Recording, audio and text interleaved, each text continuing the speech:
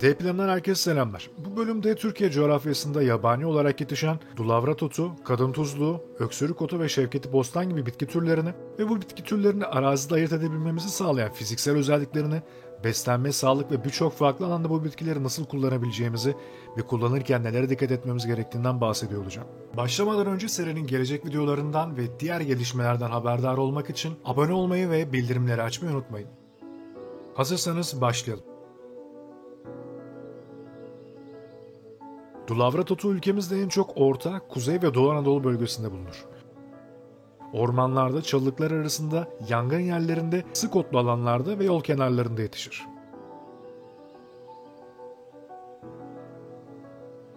Dulavrat otu 60 ila 150 cm kadar boylanabilen 2 yıllık otsu bir türdür.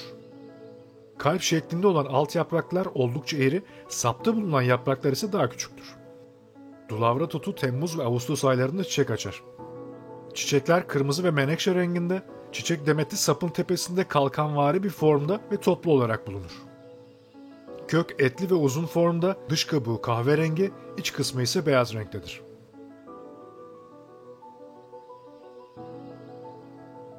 Bir yıllık olan bitkilerin kökleri erken sonbahar veya erken ilkbaharda topraktan çıkarılır. 2 yıllık olan kökleri ise tıbben elverişli değildir. 1 yaşında olan bitkide sap olmaz, sadece rozet yaprakları bulunur. 2 yıllık bitkilerin ise sapları vardır. Ayrımı bu şekilde yapılabilir. Kökler topraktan çıkarıldıktan sonra yıkanır. Ardından 15 cm kadar uzunlukta dilimlere ayrılır. Gölgede veya düşük ısıda kurutulur.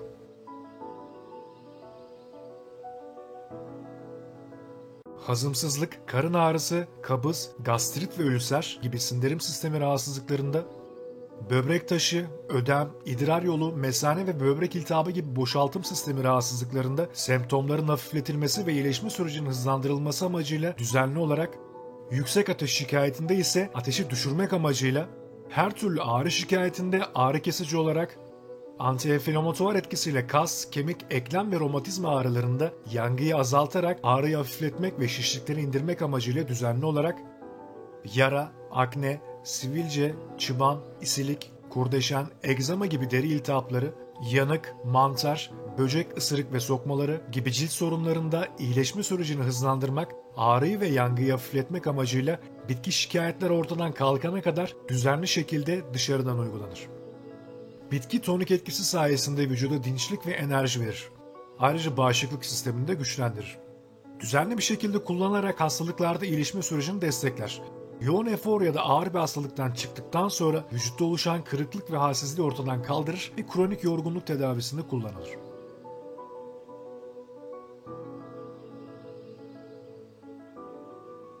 Dahili olarak kullanmak üzere çayını hazırlamak için bir tatlı kaşığı kurumuş kökü bir bardak suya atılır. Su kaynayıncaya kadar beklenir. Su kaynadıktan sonra 10 ila 15 dakika kadar kaynatmaya devam edilir. Bu şekilde oluşturulan çaydan günde 3 kez birer bardak içilir. Haricen kullanmak üzere bitkinin taze yaprakları ezilerek lapası hazırlanır. Oluşturulan lapa doğrudan yara üzerine ya da bir bez veya tülbente sürülüp etkilenen bölgeye sarılarak uygulanır. Lapa yara üzerinde 2 ila 4 saat kadar bekledikten sonra ılık suyla yıkanır.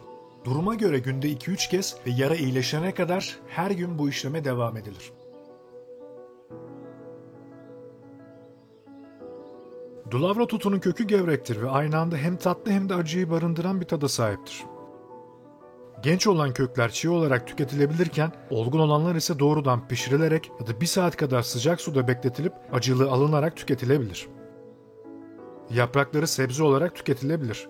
Genç filizler ise kaynatılır ve salatalara karıştırılarak yenir.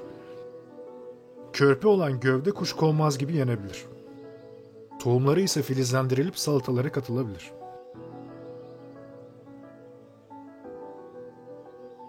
Yakup otu, krizantem, papatya, çuha çiçeği gibi bitkilere alerjisi olan kişilerde dulavrat otu da alerjik etki gösterebilir. Bitki kanı sulandırdığı için bu etkiye sahip diğer bitkilerle ya da ilaçlarla birlikte kullanılmaması gerekir. Kronik üşüme ve anemisi olanlar doktor kontrolünde kullanmalıdır. Ayrıca ishal durumunda kullanılmaması tavsiye edilir.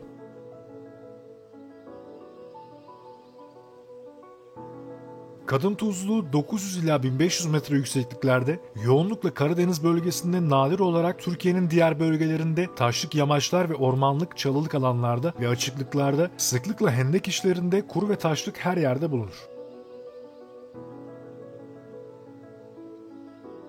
Kadın tuzluğu 2 metre kadar boylanabilen, kışın yaprağını döken, çalı formlu odunsu bir türdür. Yapraklar ters yumurta biçiminde, saçaklı dişli ve sonbaharda kızarırlar. Nisan ve Mayıs aylarında çiçek açar. Çiçekler ise sarı renkte ve çiçek demetleri salkımlar halindedir. Meyveler kırmızı renkte ve ekşi tatlıdır.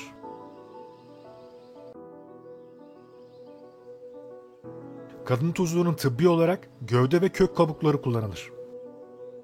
Kabuklar ilkbaharın başında ya da sonbaharın sonuna doğru soyulup toplanan kabuklar gölgede kurutulur.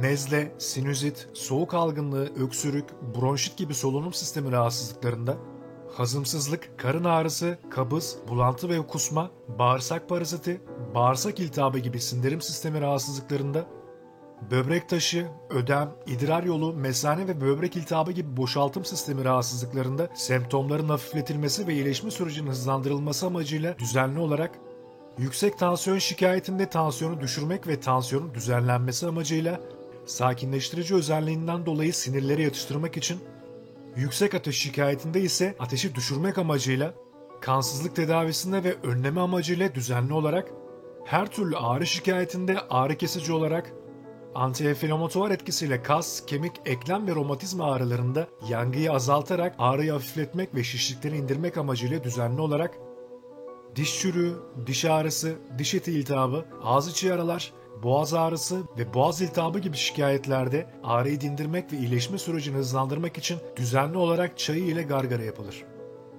Yara, akne, sivilce, çıban, isilik, kurdeşen, egzama gibi deri iltihapları, yanık, mantar, böcek ısırık ve sokmaları gibi cilt sorunlarında iyileşme sürecini hızlandırmak, ağrıyı ve yangıyı hafifletmek amacıyla bitki şikayetler ortadan kalkana kadar düzenli şekilde dışarıdan uygulanır. Ayrıca kanamalarda da aynı şekilde kanama durana kadar harici olarak bölgeye uygulanır. Bitki tonik etkisi sayesinde vücuda dinçlik ve enerji verir. Ayrıca bağışıklık sistemini de güçlendirir. Düzenli bir şekilde kullanarak hastalıklarda iyileşme sürecini destekler. Yoğun efor ya da ağır bir hastalıktan çıktıktan sonra vücutta oluşan kırıklık ve halsizliği ortadan kaldırır ve kronik yorgunluk tedavisinde kullanılır.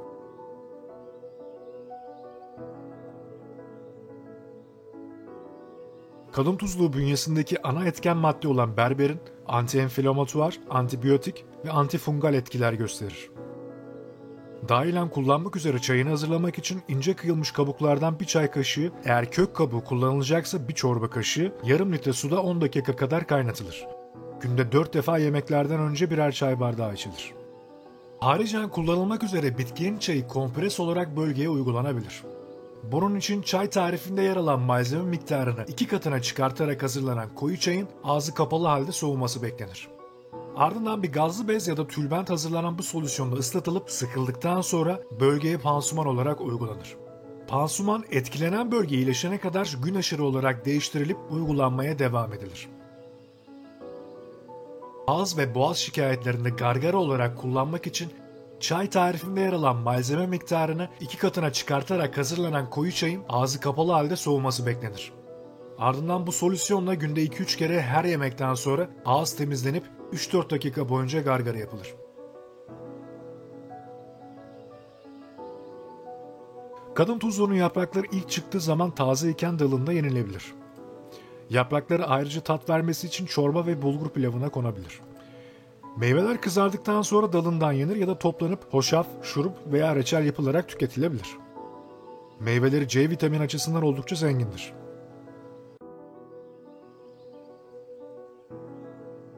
Kadın tuzluğu bitkisinin hamilelik döneminde kesinlikle kullanılmaması gerekir. Ayrıca meyvelerin tüketirken de dikkatli olunması gerekir. Çünkü meyve çekirdekleri zehirlidir. Tüketildikleri takdirde bir takım sindirim sorunlarına yol açabilir.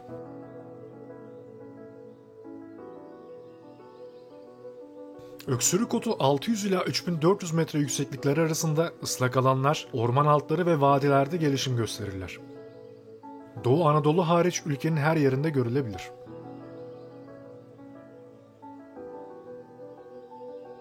Öksürük otu 30 santimetreye kadar boylanır. Kökleri aracılığıyla yayılır ve genellikle 10 üzerinde bitkiden oluşan koloniler oluşturur. Çiçekler kara hindiba çiçeklerine yüzeysel olarak benzese de onlardan çok önce açar. Çiçek taç yaprakları kara hindibada olduğu gibi sarıdır ama taçları daha ince ve daha sık yapılıdır. Bitki Şubat'tan Mayıs'a kadar çiçek açar. Tohumlar ise Mart ve Mayıs aylarında olgunlaşır. Çiçekler yapraklar açmadan önce bir mevsim boyunca uzun saplar üzerinde kalır ve daha sonra kurur. Yapraklar saplı, yaprak ayısı 10 ila 20 santimetre genişliğinde, sivri loblu, kenarı düzensiz dişli, erken dönemde yaprağın iki yüzü de tüylü, daha sonrasında ise bu tüyler kaybolur.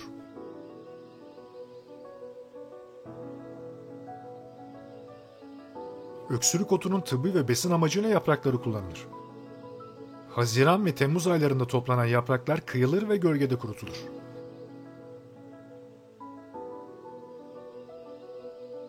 Nezle, sinüzit, soğuk algınlığı, öksürük, bronşit gibi solunum sistemi rahatsızlıklarında astımda nöbetlerin sıklığının ve şiddetinin azaltılması amacıyla düzenli olarak hazımsızlık, karın ağrısı, gastrit ve ülser, bağırsak iltihabı gibi sindirim sistemi rahatsızlıklarında semptomların hafifletilmesi ve iyileşme sürecinin hızlandırılması amacıyla düzenli olarak, yüksek ateş şikayetinde ise ateşi düşürmek amacıyla, her türlü ağrı şikayetinde ağrı kesici olarak, antienflamatuar etkisiyle kas, kemik, eklem ve romatizma ağrılarında yangıyı azaltarak ağrıyı hafifletmek ve şişlikleri indirmek amacıyla düzenli olarak dahilen kullanılır.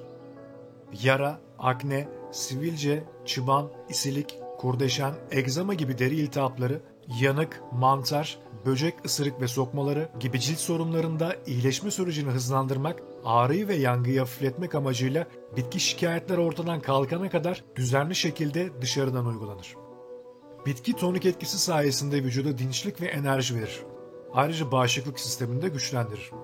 Düzenli bir şekilde kullanarak hastalıklarda iyileşme sürecini destekler. Yoğun efor ya da ağır bir hastalıktan çıktıktan sonra vücutta oluşan kırıklık ve halsizliği ortadan kaldırır ve kronik yorgunluk tedavisinde kullanılır.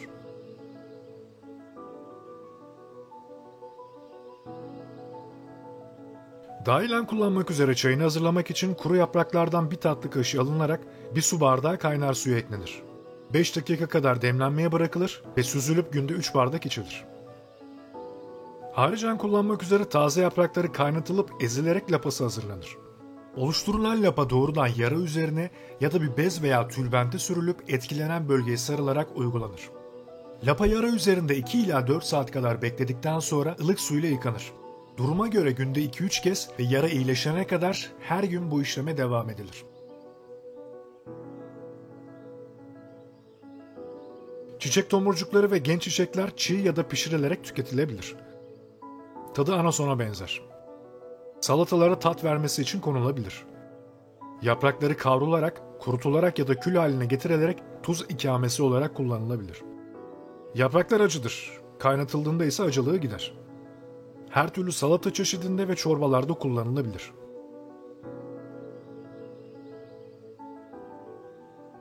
Öksürük otu büyük dozlarda alındığında karaciğere zarar verebilir. Bunun haricinde öksürük otu, yakup otu, krizantem, çuha çiçeği, papatya gibi bitkilere alerjisi olan kişilerde reaksiyona sebep olabilir.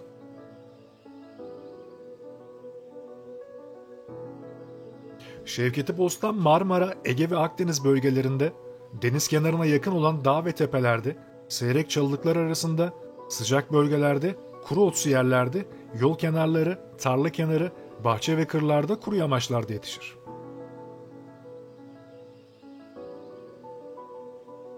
Şevketi Bostan 70 cm boylanabilen 2 yıllık veya çok yıllık otsu bir türdür. Yapraklar damarlı ve dikenlidir. Gövde dik, genellikle çatallı dallanmış, gövde ve dallar yoğun biçimde tüylüdür. Çiçeklenme sıklıkla Haziran-Ağustos aylarında, nadiren Eylül ayları arasında gerçekleşir. Çiçek başı tek ya da birkaç adet ve gövde ya da dalların ucundadır. Taç yaprakları soluk sarı renklidir.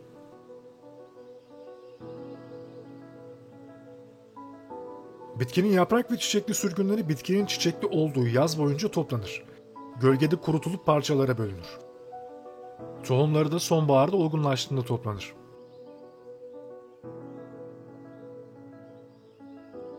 Nezle, sinüzit, soğuk algınlığı, öksürük, bronşit gibi solunum sistemi rahatsızlıklarında astımda nöbetlerin sıklığının ve şiddetinin azaltılması amacıyla düzenli olarak gaz, ishal, bağırsak paraziti, bağırsak iltihabı gibi sindirim sistemi rahatsızlıklarında semptomların hafifletilmesi ve iyileşme sürecinin hızlandırılması amacıyla düzenli olarak yüksek tansiyon şikayetinde tansiyonu düşürmek ve tansiyonun düzenlenmesi amacıyla, yüksek ateş şikayetinde ise ateşi düşürmek amacıyla, kansızlık tedavisinde ve önleme amacıyla düzenli olarak dahilen kullanılır. Yara, akne, sivilce, çıban, isilik, kurdeşen, egzama gibi deri iltihapları, böcek, ısırık ve sokmaları gibi cilt sorunlarında iyileşme sürecini hızlandırmak, ağrıyı ve yangıyı hafifletmek amacıyla bitki şikayetler ortadan kalkana kadar düzenli şekilde dışarıdan uygulanır. Ayrıca kanamalarda da aynı şekilde kanama durana kadar harici olarak bölgeye uygulanır. Hafif seviyedeki iç kanamalarda ise çayı dahilen alınarak kanamayı durdurmaya yardımcı olur. Bitki tonik etkisi sayesinde vücuda dinçlik ve enerji verir. Ayrıca bağışıklık sistemini de güçlendirir. Düzenli bir şekilde kullanarak hastalıklarda iyileşme sürecini destekler. Yoğun efor ya da ağır bir hastalıktan çıktıktan sonra vücutta oluşan kırıklık ve halsizliği ortadan kaldırır ve kronik yorgunluk tedavisinde kullanılır.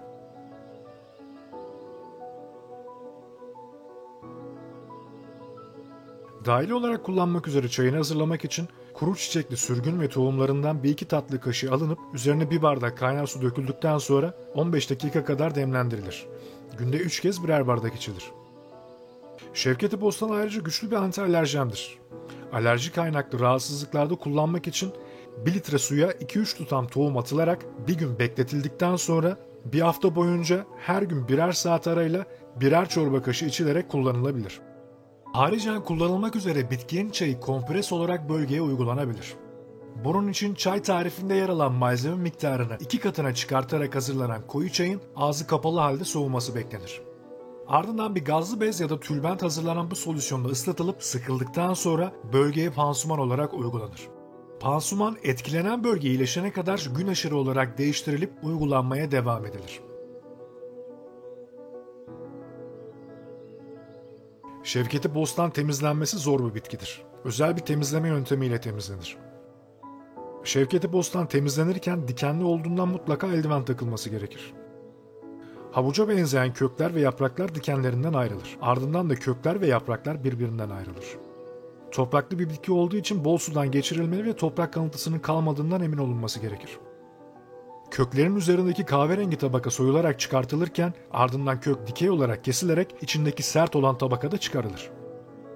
Bu şekilde temizlenen kısımlar doğranarak pişirilmek üzere hazır hale getirilir. Salatasını yapmak için Şevketi Bostan kökleri ızgarada pişirilerek ya da biraz su ile yumuşuncaya kadar yaklaşık 25 dakika haşlanıp kullanılabilir. Köklerin turşusu yapılabilir, kızartılabilir veya kavrulabilir.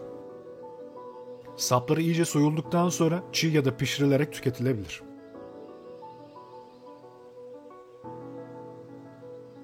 Hamile kadınların, böbrek hastalığı olanların, gastrit, ülser gibi mide problemleri olanların ve farklı hastalıklardan dolayı ilaç kullanmakta olanların Şevketi Bostan tüketmemesi önerilir.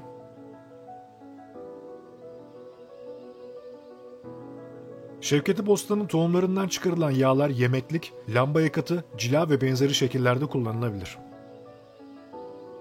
Evet, bu videoda bahsettiğim konularla ilgili aklınıza takılan herhangi bir nokta veya görüş ve önerileriniz varsa yorum bölümünde paylaşabilirsiniz. Videoyu beğendiyseniz beğen butonuna tıklamayı, ayrıca bu serinin devamı ve gelecek diğer videolardan haberdar olmak ve takipte kalmak için de abone olup bildirimleri açmayı unutmayın.